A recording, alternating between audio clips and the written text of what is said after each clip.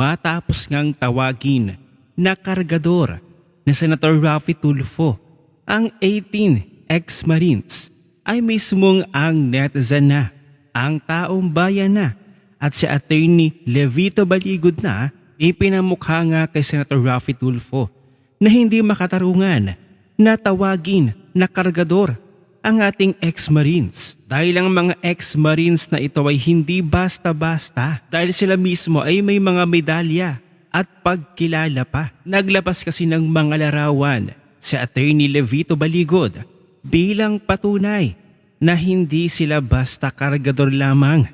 Sa mga larawang ibinahagi ni Attorney Baligod, makikitang ang ilan ng mga testigo ay nakasuot ng opisyal na uniforme ng militar at may mga ranggo, medalya at iba pang pagkilala habang sila ay nasa aktibong serbisyo sa Armed Forces of the Philippines. Hindi nga daw dapat bayani ang itawag sa 18 ex-Marines ayon kay Senator Raffy Tulfo, kundi mga kargador. Ngunit ang reply ni Attorney Levito Baligod, okay lang, di mo tawagin sila na bayani. Hindi naman nila dinidemand yan, pero mas marangal sila kaysa sa iyo. Marangal sila, hangal ka. Karma doesn't forget. Nasinundan naman ni Attorney Rowena Guanzo nang sabi niya, sabi mo kargador sila, ikaw nga, kobrador gastador din. At dito ay isa-isa nang ibinahagi ni Attorney Levito Baligod ang mga litrato na magpapatunay na ang 18 ex-Marines ay hindi naging kargador kundi naka-uniforme pa at ginawa nila ang kanilang tungkulin at serbisyo para sa mga Pilipino. So ayan, makikita ninyo naka-uniforme pa nga sila. Ito ba yung tinatawag na Senator Raffy Tulfo na kargador? Ang isa pa nga dito ay awardee pa at ayon pa sa isang AFP na si MJ Chico, Gold Cross Medal awardee pala yung isang sinasabi na Senator Tulfo na kargador. GCM is awarded to military personnel for acts of gallantry and heroism in action against enemy,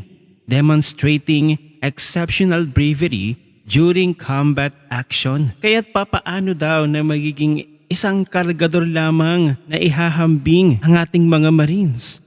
Gayong nung nasa serbisyo sila ay ibinigay naman nila ang kanilang buong puso at buhay para labanan din ang mga makakaliwa, ang mga masasama. Dapat nga ituring pa natin sila na bayani dahil ibinubuwis nila ang kanilang buhay. Nagsasakripisyo nga sila ng kanilang oras, panahon para pagsilbihan ng mamamayang Pilipino na sana ang oras nila at panahon ay inilalaan nila sa kanilang mga pamilya. Tapos napakadali lamang para kay Senator Raffy Tulfo na bansagan na kargador ang ating mga ex-Marines. Kung sasabihin mo, Senator Raffy Tulfo, na hindi sila bayani, edi isa lang ibig sabihin yan. Abay bobo ka, Senator Raffy Tulfo, sa pag-iintindi kung ano nga ba talaga ang tunay na kahulugan ng pagiging isang bayani. Diba? Ganito ba, Senator Raffy Tulfo, ang ating mga Marines na napakinabangan ng mga Pilipino? Ibinuwis nila ang kanilang buhay, sakripisyo, oras, panahon, mas pinili nilang magserbisyo sa mga Pilipino kaysa sa kanilang mga pamilya. Tapos ganito, wala kang respeto sa tunay na mga bayani. Ang mga sundalo, ang tunay na bayani. Porket inamin nila na sila nagde-deliver ng mga mali-malitang pera, na ang mga pera nyo ay nakaw pala at galing sa pera ng taong bayan. Porque against sa inyo ay sasabihin nyo na hindi sila bayani at babansagan mo pang kargador. Sa papaano na lamang ang ating mga future na magiging sundalo? Papaano na lamang iisipin nila ay ganito pala ang ating mga senador? Sa madi-discourage sila na imbes na magpursige sila, ipagpatuloy nila ang kanilang mga pangarap bilang isang sundalo makapagserbisyo sa kanilang bayan, ay mawawalan na ng gana ang mga gugustuhin pang maging sundalo. Madi-discourage sila kasi mula pa sa isang senador na matapos magserbisyo ang ating mga tunay na bayani ay tatawagin lamang na kargador. Sa makakaapekto nito, Senator Raffy Tulfo, sa mga gugustuhin pa na maging sundalo. Pero one thing lang ang pumasok sa isip ko. Since tinawag mo silang kargador, sa parang ina-admit mo na rin na merong pagde-deliver talaga ng maleta? Kasi nga ang sabi mo, kargador. Ano ba ang ibig sabihin ng kargador?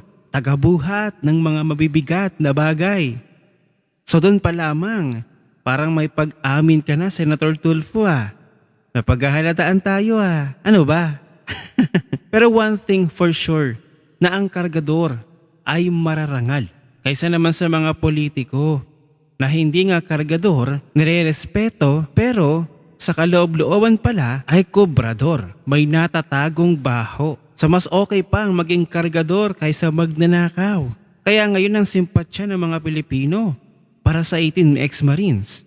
Wala na kayong respeto sa ating tunay na bayani. O baka naman Senator Raffy, baka naman matatawag mong mga bayani ang ating 18 ex-Marines kung hindi ka nilaglag. Ganun ba yun? Kaya mo ngayon sinasabi na kargador na lamang sila at hindi sila tunay na bayani kasi nilaglag ka nila. Ganun ba yun? Mas mabuti pa noong Duterte administration.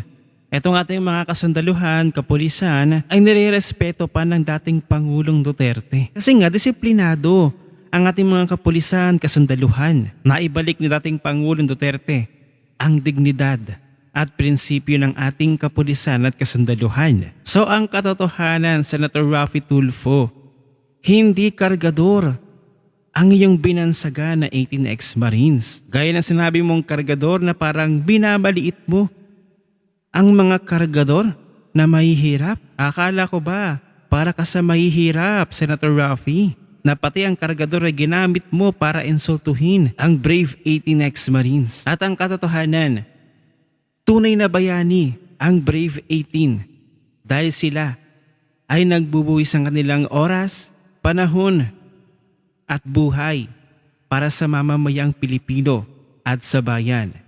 Hindi tulad mo, Senator Tulfo. Para kanino ka ba nagbubuwis ng iyong pagiging politiko? Para sa mamamayang Pilipino ba? O para sa sinasamba mong politiko doon sa itaas at sa mga kaalyado mo? Nako, Senator Tulfo, maging ang iyong kapatid ay dismayado na ang mga Pilipino sa inyo. Akala nila, kakampi mo, kakampi nila, kakampi ng Pilipino. Ang mga Tulfo ay hindi pala. Nagkamali sila. Ano ang inyong opinion? I-share mo na ang video na ito. Mag-iwan ng comment at like yan sa ibaba. At magkita-kita ulit tayo sa susunod na video. Bilang kapwa Pilipino, tama ba na tawagin ng Senator Raffy Tulfo na kargador ang ating mga kasundaluhan? Abay, i-comment mo na yan.